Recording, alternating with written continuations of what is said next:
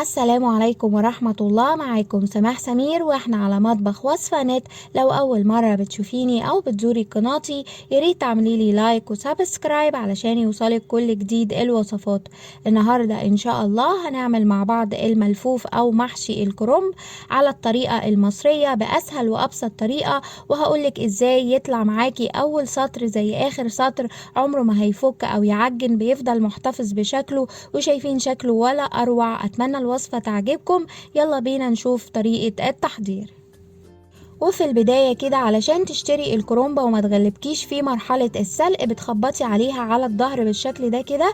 لو لقينا عليها فراغ او هوا ده معناها انه ورقها مش متشابك ومش هتغلبني في مرحلة الفصل، هقدر افصله عن بعضه بكل سهولة. طيب لو لقيتها مكبوسة والهوا ده مش موجود، ده معناه انه مش وحشة ولا حاجة، ولكن ليها طريقة سلق معينة، عايزة حد محترف في المطبخ لانه بتتسلق على بعضها. فحاجة كبيرة بنفصل العرق اللي فوق خالص منها وبنحطها مرة واحدة جوه المية المغلية وبننشلها ورقة ورقة كده. عايزة حد سريع علشان ما تتهريش. وبما اني قلت لكم ان انا هشارككم الطريقة باسهل وابسط طريقة، فانا هشتغل بطريقة المبتدئين، يعني اي حد مبتدئ في المطبخ يقدر يعملها. بنعمل ايه؟ زي ما قلت لكم، لو لقينا عليها فراغ ده معناه انه اقدر افصل الورق بكل سهولة، وبتخلص بقى من اغلب الورق الاخضر اللي فوق كده، وباجي بالسكينة هفصل العروق اللي ماسكة الورق داير ما يدور الكرنب.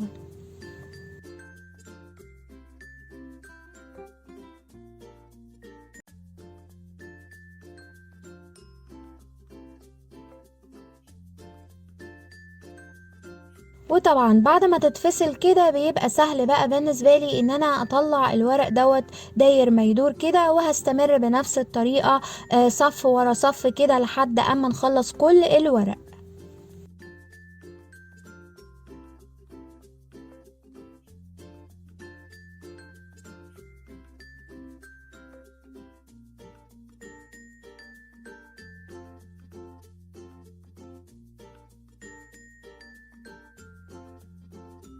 وفي المرحلة التانية كده بحط مية على النار، وأول ما تغلي على طول بضيف عليها معلقة صغيرة من الكمون ومعلقة صغيرة من الملح ومعلقة كبيرة من السكر. هقلب كل الكلام ده كويس كده وادوبه في المية، وبعد كده الورق اللي فصلته كله هبتدي انزله، اما ورقة ورقة او ورقتين ورقتين، تلاتة تلاتة، زي ما تحبي وحسب ما تقدري تعملي. بننزل الورق جوه المية، والورق ما بياخدش وقت ابدا في السلق، يعني بمجرد ما بننزله في المية بنطلعه مرة تانية. كل ورقة منك مش هتاخد اقل من نص دقيقة بتبقى جاهزة. وزي ما احنا شايفين انا هستمر بنفس الطريقة، وبطلع الورق بتاعي على حاجة بالشكل ده كده، بصفيه من المية كويس وبطلعه بالشكل ده، وهرصه فوق بعضه لحد اما اخلص كل الكمية. وبعد مرحلة السلق هبتدي افصل العرق اللي بيبقى في نص الورقة زي ما احنا شايفين كده، وتقدري تستخدمي السكينة او المقص اللي تحبيه. انا بالنسبة لي بحب استخدم المقص اكتر في المطبخ لانه اسهل لي. وزي ما احنا شايفين هفصل العرق ده خالص واتخلص منه، وبعد كده هطبق الورقة بالشكل اللي احنا شايفينه، وكمان هلفها زي الرول. طبعا كل الورق اللي معايا هكرر نفس الطريقة.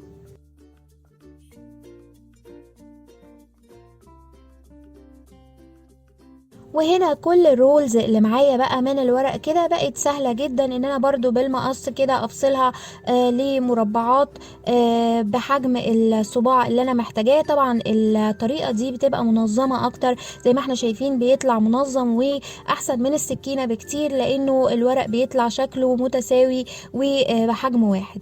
طبعا كل الكمية هعملها بنفس الطريقة. بعد كده زي ما احنا شايفين بعد ما بكون القطع دي كده ببتدي بقى اعمل منها صفوف منتظمة، وبقطع المربعات. ممكن اقطعها وانا بحشي على طول بايديا كده، او بالمقص برضو ببتدي افصلها.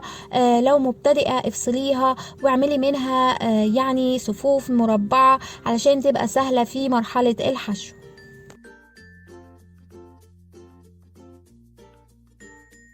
وده كده الشكل النهائي. أصبحت صفوف وقطع جاهزة على مرحلة الحشو. وفي المرحلة دي إذا حابة تحتفظي بيها في المجمد أو في الفريزر، بنرص الصفوف دي على الأطباق الفل وبنغلفها بالاسترتش راب أو بندخلها في الأكياس البلاستيك وبنحتفظ بيها، وبتطلع عند الاستخدام. طبعا أول ما بتطلع بنسيبها تفك تماما من التلج ونبقى محضرين الخلطة ونبتدي نستخدمها. أنا النهاردة هعملها معاكم على طول، فعلى طول هنجهز الخلطة. وأول حاجة هنجهزها هي معجون الطماطم.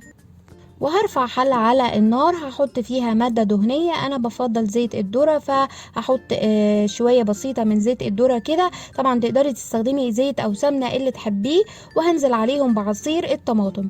كل اللي انا هعمله هنزل مكعب من المرقة، وهحط معلقة فلفل اسود، وهظبط الملح بتاعي، وهسيب الصلصة دي تغلي لحد اما تقل جدا وتبقى عبارة عن معجون الطماطم. وبعد نص ساعة من الغليان بتبقى جاهزة معايا بالشكل ده. وفي المرحلة دي هرفع حاجة أوسع على النار، وهضيف برضو مادة دهنية، حاجة بسيطة من الزيت، وبصلاية كبيرة وتكون مفرومة ناعم، وهقلبها تقلبتين كده، مجرد تقليبة، مش هسيبها تاخد لون أبدا. وبعد كده هنزل عليها بمعجون الطماطم اللي حضرناه. وهنا كده هضيف التوابل بتاعتي. بحط معلقة صغيرة من الكمون ومعلقة صغيرة من الفلفل الاسود، وبظبط الملح بتاعي، وممكن قوي ان انا احط مكعب مرقة.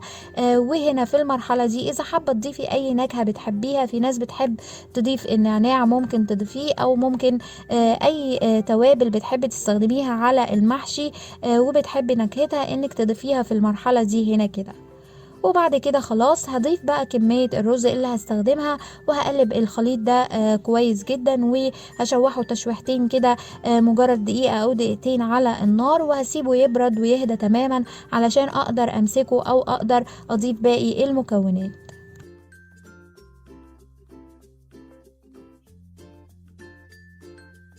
ولما الرز بيبرد شوية هضيف عليه خضرة مشكلة عبارة عن شبت وبقدونس وكزبرة مفرومين ناعم كده، وهقلب كل المكونات والخليط ببعضه. وفي الوقت ده هدوق الخلطة بتاعتي لو محتاجة ملح او محتاجة اي اضافة، لاننا هنا بنبقى وصلنا على مرحلة الحشو.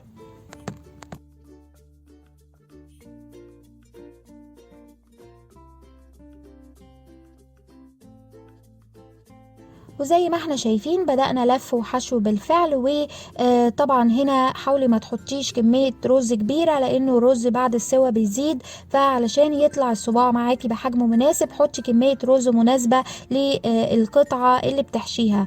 وطبعا هنرص صفوف منتظمة. رصي الرصة اللي تحبيها جوه الحلة، وانا هخلص كل الكمية بنفس الطريقة.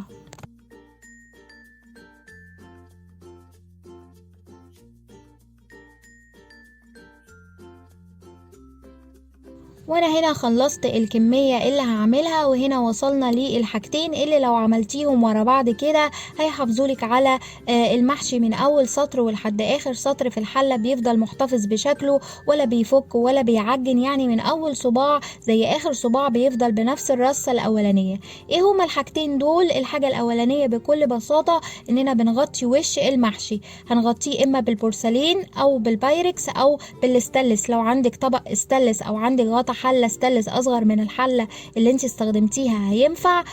يعني اي حاجة تقدري تحطيها على وش الحلة، وتجنبي خالص انك تستخدمي الازاز لانه ممكن يكون خفيف ويتكسر، او الالمونيا لانه زي ما احنا عارفين الالمونيا بتتفاعل مع الطماطم والغليان فمش هتبقى صحية. يبقى اي حاجة من الثلاثة اللي قلناها كده. وانا بفضل ان انا استخدم طبق بورسلين او صيني زي ما احنا شايفين، بحطه على الوش ومش هيحصل له اي حاجة. والمفروض الغطا اللي تستخدميه يبقى مغطي اغلب الحلة، صوابع باينة من على الاطراف كده، لكن مغطي اغلب الحلة زي ما احنا شايفين كده. طيب دي الحاجة الأولانية. أما الحاجة التانية هي كمية الشوربة اللي بتستخدميها. طبعا احنا بنستخدم على التسوية إما مرقة الفراخ أو مرقة اللحمة، ولو ما عندناش ممكن نستخدم المرقة العادية، يعني نعمل مية بالفاين فود كده أو بالمرقة اللي موجودة في السوبر ماركت وهتنفع. طبعا أنا هنا زي ما احنا شايفين هي لونها أحمر، لأن أنا بحب أحط على المرقة اللي عندي معلقة كبيرة من معجون الطماطم اللي احنا حضرناه، نفس المعجون على بداية الخلطة او بداية خلطة الرز. تمام، بحط معلقة كبيرة علشان تديني اللون ده، وبحبها كده لانها بتدي لون حلو للمحشي وطعم حلو في نفس الوقت. زي ما احنا شايفين المرقة اللي هتستخدميها ايا كانت هنضيف المرقة دي لحد السطر الاول، يعني ما تخليش الشوربة تغمر السطر الاولاني، لا، يا دوبك اول ما توصل لحد السطر الاول وتبقى لامسة السطر الاول كده خلاص ما تضيفيش شوربة مرة تانية، لان هي بعد الغليان بتكتر وتزيد لوحدها. فزي ما احنا شايفين انا ضفت الشوربة بالفعل، وعلى طول هحطها على النار واسيبها يعني هغطي الحلة واسيبها تغلي. وبعد 10 دقايق تقريبا بتبقى الحلة وصلت لمرحلة الغليان، وزي ما احنا ملاحظين ان المية ارتفعت بالفعل على الصف الاول. واحنا لو حاطين مية زيادة من البداية هو ده اللي بيخلي الصف الاول يفك او يبقى شكله مش منتظم، لان المية بتبقى كتير وبتشيل الصف الاول ده وبتخليه يعني مش ثابت مكانه وبيفك معانا مع الغليان. فاحنا كده نبقى حافظنا على وش الحلة وعلى الصف الاول زي ما هو. وهنا كده هسيب الحلة تغلي لمدة 5 دقايق 6-7 دقايق بكتير قوي، تبقى شربت من الشوربة ديت وحجم الشوربة قل. وهنا كده هوطي النار على الحلة خالص، طبعا هغطيها ووطي النار اهدى حاجة زي ما بنعمل الرز كده، وهسيبها لمدة نص ساعة وبتبقى جاهزة. وبعد نص ساعة بيبقى المحشي استوى بالفعل. وهنا هرفع الغطا اللي انا استخدمته على الوش كده بأي حاجة، وخلي بالك لانه بيبقى سخن جدا. فبالشكل ده وما شاء الله زي ما احنا شايفين السطر الاول زي ما هو وبنفس الرصة، يعني لا فك ولا شكله اتغير ولا عجن، بنفس الشكل اللي انت حطيتيه كده بيفضل محتفظ بشكله، والصوابع كلها اخدت تسوية واحدة، واصبح المحشي جاهز معايا على التقديم.